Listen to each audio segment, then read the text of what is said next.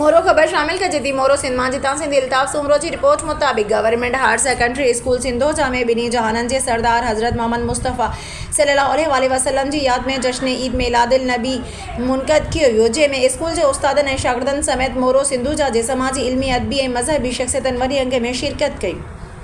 उन मौके ते मुक़र्रिरीन चयो त पाण करीम बिन्हिनि जहाननि जे रहमत बणिजी आया ऐं असांखे पाण में हिक रहण जो दर्स ॾिनो। ही स्कूल हर मयार खां वधीक मयारी शयूं पैदा कंदो आहे। अॼु शागिर्दनि जी तक़रीरूं ऐं नात ख़्वानी ॿुधी तमामु सुठो लॻो। हज़रत मोहम्मद जे पैरवी करण सां इंसान खे दुनिया ऐं आख़िरत जो दर्स मिले थो। ॿिन्हिनि जहाननि जे सरदार नसल ज़ात ऐं पात खे तुरुक करे भाईपी ऐं भाईचारे जो सबक़ ॾिनो। सुहिणी हज़ूर करीम जी आमद खां पहिरियां जहालत जो दौर हुयो, जॾहिं त सिंध जे नाले वारे आलम ऐं बहितरीन उस्ताद साईं मोहम्मद इस्माइल मेमन ख़ुसूसी ख़िताब कंदे चयो त अल्लाह साईं असांखे अहिड़ो नबी ॾिनो आहे जंहिंजे वसीले इंसान ज़ात खे अशरफुल मख़लूक़ात जो लक़ब मिलियो। असां सुन्नत नबवी ते हलण जी पैरवी कंदासीं, कॾहिं बि भटकी नथा सघूं।